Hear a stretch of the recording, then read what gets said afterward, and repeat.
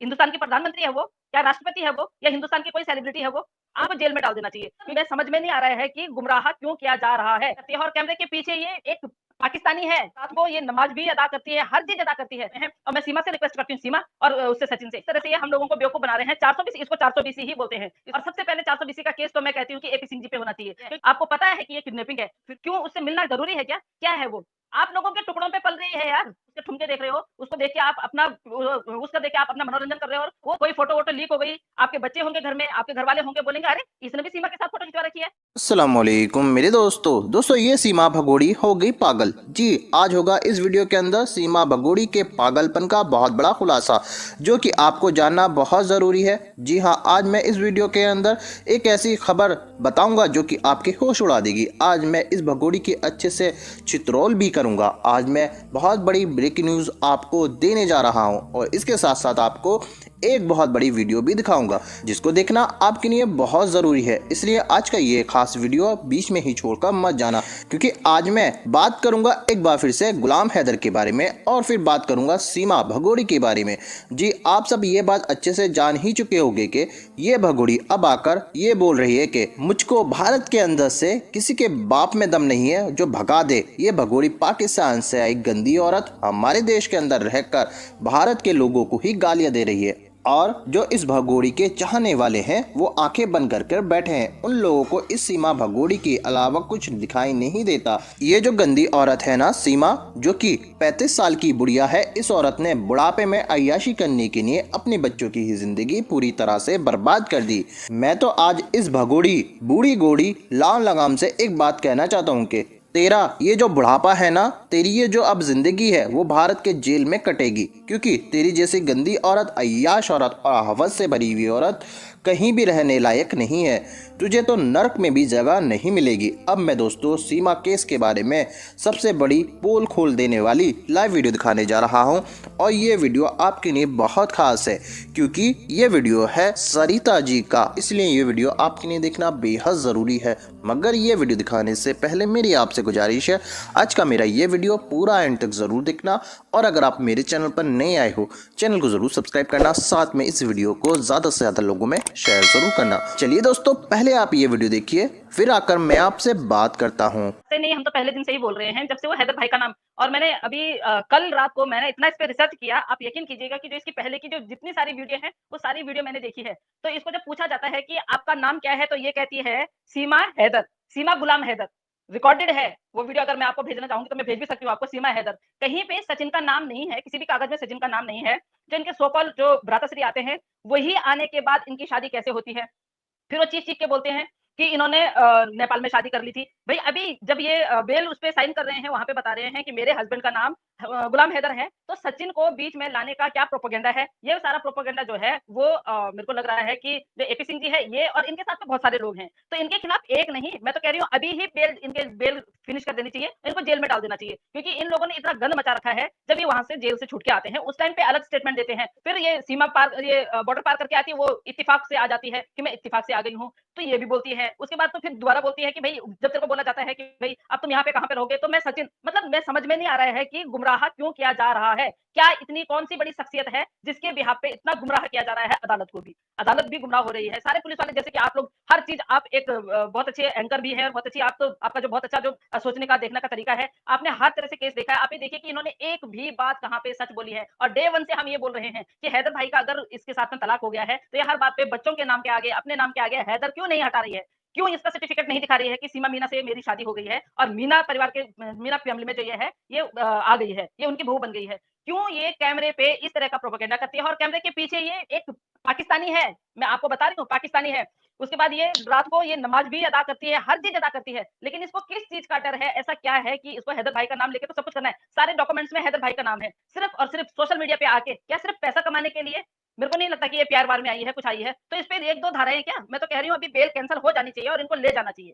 तीनों को ले जाना, तीनों को नहीं बल्कि जितने इसके सौलेतकार हैं, जितने जो जहाँ-जहाँ बैठे हुए हैं। और मैं सीमा से रिक्वेस्ट करती हूँ, सीमा और उससे सचिन से, आपसे रिक्वेस्ट करती हूँ, जिनके भी दबाव में आप बोल रहे हैं, सबका नाम बोल दीजिए, शायद आपकी सज़ा कम हो जाएगी। बिल्कुल, बिल्कुल अभी जिस तरह से मोमिन मलिक साहब ने वो भी दर्शा दिया है और आज़िम साहब ने भी वहाँ से जो सर्टिफ़िकेट ले लिया है, अभी उन सर्टिफ़िकेटों में भी ये वाइफ़ है हैदर भाई की। यहाँ पे भी ये हर कागज़ में हैदर भाई की वाइफ़ है। लेकिन जिस तरह से ये हम लोगों को बेवकूफ़ बना रहे हैं, 420 इसको 420 ही बोलते हैं। इसको बोलते हैं चोरी करना, तो ये किसी और का इनलीगल जो इसका इनलीगल फ्रेंड है उसकी वाइफ बन के रह रही है, तो 100% इन पे 420 और सब पे, चाहे वो नेत्रपाल हो, चाहे वो नेत्रपाल का लड़का हो, चाहे वो सीमा हैदर हो, चाहे इनके सहूलियतकार हैं, उन सब पे एक ही ये उनको सबको एक ही सजा होनी चाहिए, जेल। 420 का केस इन पे होना चाहिए और सबसे पहले 420 का केस तो मैं कहती हूँ कि एपी सिंह जी पे होना चाहिए, क्योंकि एपी सिंह जी की छत्रछाया में रह के ये सारा कुछ झूठ बोला जा रहा है, क्योंकि पहले क्यों नहीं बोला? जब एपी सिंह जी आए, एपी सिंह जी ने चीखना चिल्लाना शुरू कर दिया कि इन दोनों ने शादी कर दी, शादी कर दी, शादी कर दी।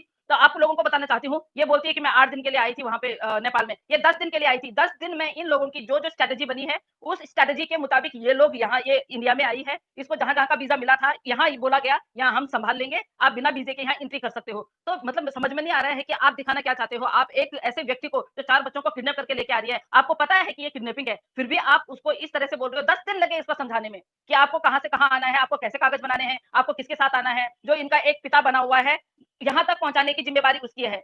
जब ये 10 दिन के लिए आई थी, वहाँ तक पहुँचाने की भी, और जिस दिन ये सीमा वो है इसे इंडिया भाग के आई है, उस दिन भी जो एक इसका पिता बना हुआ है, उसका हाथ है, और इनके जो लोग हैं, वो एक ही जगह नहीं है। कोई लखनऊ में है, कोई जम्मू श्रीनगर में है, कोई दुबई में है, कोई दिल्ली में है, कोई कहीं है। तो ये सारे लोग अपनी-अपनी जो है ना, वो इस पे थोप रहे हैं कि ऐसा बोलना है। और मैं कहती हूँ, अभी भी अगर ये सरकारी गवाह अभी भी ये अगर सॉरी बोल देती है, तो हमारी जो हमारे जो इदारे हैं, हमारी जो अदालत है, इतनी बेवकूफ़ नहीं है और इतना नासमझ नहीं है कि जो इसकी बात नहीं सुने। मुझे लगता है कि इसको अभी हैदर भाई से माफ़ी माँग के और सब कुछ बता देना चाहिए कि ये कैसे आई, क्यों बुलाई गई, क्यों आई, सबके नाम ले देने चाहिए। और जो 420 का केस लगा हुआ है, वो वैसे भी लगेगा, क्योंकि हैदर भाई के नाम से सारे कागज़ हैं, सिर्फ़ एक सोशल मीडिया पे सचिन की पत्नी है। तो ये 420 का केस तो सब पे लगेगा। जी।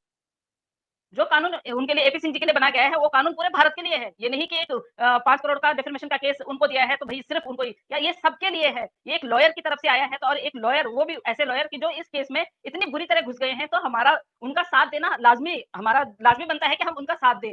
क्यों हम उस महिला से मिलने जाएँ? क्यों उसको बेफ़ालतू के गिफ्ट दें? क्यों मुँह दिखाई दे रहे हो आप लोग? क्यों इतना गलत काम कर रहे हो आप लोग? क्यों उससे मिलना ज़रूरी है क्या? क्या है वो? हिंदुस्तान की प्रधानमंत्री है वो? क्या राष्ट्रपति है वो? या हिंदुस्तान की कोई सेलिब्रिटी है वो? आप लोगों के टुकड़ों पे पल रही है यार। आप लोग उसको पैसे दे रहे हो, तो नाच-गाना करके तुम लोग उसके ठुमके देख रहे हो, उसको देख के आप अपना उसका देख के आप अपना मनोरंजन कर रहे हो, और वो तुम्हारा मनोरंजन करने के लिए अपना पेट पाल रही है। तब उसको वो रकम गंदी लगी जो 80-90 हज़ार रुपए इसके हाथ में आते थे। लेकिन अभी नाच के जो पैसा ये कमा रही है और उस उनके घरवालों को पाल रही है, तो ये इसको अच्छा लग रहा है। तो प्लीज़ आप लोग किस प्रकार के वो रखते हैं, सोच रखते हैं? क्यों मिलने जा रहे हो आप लोग? आपका अपना घर-बार नहीं है? कल को कोई फ़ोटो-वोटो लीक हो गई, आपके बच्चे होंगे घर में, आपके घरवाले होंगे, बोलेंगे, "अरे! इसने भी सीमा के साथ फ़ोटो खिंचवा रखी है, वो तो ऐसी है।" अभी सो कॉल्ड सोनिया अख्तर की बात करती हूँ। सोनिया अख्तर ने तब बहुत बड़ी बड़ाई की थी उसकी। आज चैनल पे आके वो इस तरह की बात करती है। मैं तो उसके भी हर शब्द का मैं कटु शब्दों में निंदा करती हूँ सोनिया अख्तर की। सोनिया अख्तर अपने आप को बहुत ज़्यादा वो समझ रही है। सोनिया अख्तर क्यों आई थी? सोनिया अख्तर भी यहाँ लालच में आई थी। सोनिया अख्तर को कुछ नहीं मिला, तो सोनिया तो मैं हमेशा हिंदुस्तान की महिलाओं को बोलूँगी, भैया वो कोई देवी-देवता नहीं है, कोई कुछ नहीं है। उसने श्री कृष्ण का टैटू बनाया है, वो भी उसने वो पता नहीं कैसे करके बनाया है। कोई महिला आई थी वहाँ पे, वो उल्टा से बनाई गई है। क्या उन लोगों को ये पता नहीं है कि उल्टे हाथ पे टैटू नहीं बनाया जाता? उल्टे हाथ पे भगवान जी का टैटू, और वो हाथ पे कहाँ पे बना रखा है, वो आप लोगों को पता है। तो इस तरह के कृत्य जो हो रहे हैं, ये घृणित कृत्य हो रहे हैं, जो गलत काम हो रहे हैं, उसको रोकने में मोमिन मलिक साहब का, अंसार बंदी जी पाकिस्तान से लगे हुए हैं यार। उन लोगों का साथ दो। वो लोग अच्छाई के लिए काम कर रहे हैं, बुराई के लिए नहीं। और तुम लोग उनका साथ दोगे, तो हो सकता है कि कल को ये औरत कुछ बड़ा कांड करके जाए, आप लोगों को तब पछताना पड़े। क्योंकि इदारे लगे हुए हैं अपने कामों में। जिस तरह से अब मोमिन मलिक साहब ने बोल दिया है, और अब जिस तरह से पुलिस उनके पीछे पड़ी है, तो वो कभी भी गिरफ्तार हो सकती है, क्योंकि वो कुछ भी काम ऐसा नहीं कर सकती है, जब तक ये कोर्ट में एप्लीकेशन नहीं देगी। तो क्यों आप लोग बेफालतू में उसके घर जाके उसके भाव बढ़ा रहे हो, उसको सेलिब्रिटी बना रहे हो? अब वो ना मुस्लिम है, ना वो हिंदू है। आप ये लगा लीजिए रमेश जी, आप ये देखिए रमेश जी, वो ना हिंदू रही, ना वो मुस्लिम रही। किसके कारण? अपने कर्मों के कारण। मैं जलती हूँ, वो हमारी बहनों को गाली देती है। मैं जलती हूँ, उसने बहुत बड़ी गाली दी। जब हम हैदर भाई का साथ दे रहे हैं, हैदर भाई के 4 बच्चों को यहाँ से भेजने का काम कर रहे हैं, उसने आपको भी, अगर आप हिंदुस्तान में रहते हैं, आप हिंदुस्तानी हो, उसने आपको भी, आपकी माँ-बहनों को भी गाली दी है। कि जो भी, खैर आपको तो क्या ही गाली देगी, आप तो उसके वेल विशर्स हैं, आप उसके ठुमके देखने के लिए जाते हैं। लेकिन हाँ, हमें उससे जलन है कि वो हमारे देवी-देवताओं का अनादर कर रही है। कहीं पे भी उसने आदर नहीं किया। जब वो पूजा-पाठ करती है हमारे देवी-देवताओं का, तो एक तरफ वो फ़ोन उठाती है, दूसरी तरफ वो वीडियो बनाती है, तीसरी तरफ वो उल्टी आरती करती है। हमारे देवी-देवता उसके कुछ काम करने वाले नहीं हैं, और आज मैं आपको बता दूँ, जाके उसके हाथ में देखिए कि श्री कृष्ण जी की उसने टैटू बना रखा है। अगर आप एक हिंदू हैं, असली हिंदू हैं, तो आपको ज़रूर बुरा लगेगा। अगर आप हिंदू नहीं हैं, तो रमेश जी, आप मुझे कुछ भी बोल सकते हैं। मैं जलती हूँ उसको देख के, इसलिए क्योंकि जो पूजा-पाठ हम करते हुए आ चुके हैं 20-30 सालों में, वो 8 महीनों में नहीं कर सकती। काइंड फॉर योर इन्फॉर्मेशन, शायद आपको मिल चुका होगा, और मेरे बारे में जानने की बिल्कुल आपको ज़रूरत नहीं है। जिस दिन आप मेरे बारे में जान जाएँगे ना, उस दिन आप ऐसे क्वेश्चन उस लाइन में नहीं करेंगे, जिस लाइन में मैं बैठी रहूँगी। वो होती कौन है हमारी गौ माता की इस तरह से वो बोलने वाली? आज तक इतनी उम्र हो गई है, हम भी इस हिंदुस्तान में पले-बड़े हैं। आज तक हमें तो किसी साधु संत ने नहीं बताया कि आपको 10 मिनट के लिए 10 बजकर 10 मिनट पे इतने बजे आपको यहाँ जाना है, ये करना है। इन्हीं दोनों बहन-भाइयों को कैसे बताया? क्या एपी सिंह जी हमारे हिंदुस्तान के नहीं हैं? एपी सिंह जी को नहीं पता है? आज तक नहीं पता है। हम लोग भी 30-35 साल के हो गए, हमें भी नहीं पता। हमें भी नहीं पता कि आज तक इस तरह की बातें गौ माता की पूजा हम करते हैं, गौ माता को हम मानते हैं। हर पूजा में उनका गौमूत्र या काम आता है, उनका दूध या काम आता है, उनका घी काम आता है। बाकायदा जब हमारी लड़कियों की शादी होती है, हम लोगों की शादी होती है, तो वहाँ पे गाय का दान किया जाता है। कन्यादान के अलावा गाय का दान किया जाता है। तो आप कहाँ की बातें कर रहे हैं यार? आप एक हिंदुस्तानी से पूछोगे क्या? उससे पूछने की आप लोगों की हिम्मत नहीं है क्या? वो हमारे देवी-देवताओं को किस तरह नचा रही है, किस तरह हमारे देवी-देवताओं देवताओं के साथ खेल रही है। तो तब तुम लोग क्या मर गए थे? जब वो साड़ी पहन के बलकर डांस कर रही थी, तब क्या आप लोग वो पागल हो गए थे? जय सिंह भाई आपका स्वागत है। बिल्कुल आप लोग ये सोचते हैं कि हम सीमा को देख के चलते हैं। हम सीमा को देख के क्यों चलेंगे? क्या वो मेरा घर का खा रही है? हमारे देश का खा रही है तो सबको बराबर का हक होना चाहिए, सबको बराबर का हक बोलना चाहिए। मोमिन मलिक साहब ने जो आज बोले हैं बात, उस पे आप ध्यान दीजिए। क्यों वो लोग मिलने जाते हैं? दोस्तों देखा आपने ये वीडियो, मुझको पूरी उम्मीद है ये वीडियो आपको देखकर अच्छा लगा होगा। दोस्तों ये भगोड़ी गुलाम हैदर के वकील मोमिन मलिक साहब के हाथों से नहीं बचेगी, क्योंकि दोस्तों गुलाम हैदर के वकील मोमिन मलिक साहब इस सीमा भगोड़ी को जेल भेजकर ही दम लेंगे, क्योंकि दोस्तों गुलाम हैदर अपने बच्चों के लिए तड़प रहा है और वो ये नहीं चाहता ये भगोड़ी उसके बच्चों की ज़िंदगी बर्बाद करे। दोस्तों आपकी क्या राय है इस वीडियो के बारे में, मुझको कमेंट बॉक्स में आकर कमेंट कर ज़रूर बताना। दोस्तों आज की वीडियो में बस इतना ही, मैं फिर मिलूंगा ऐसी ही दूसरी वीडियो के साथ, तब तक के लिए खुदा हाफिज़।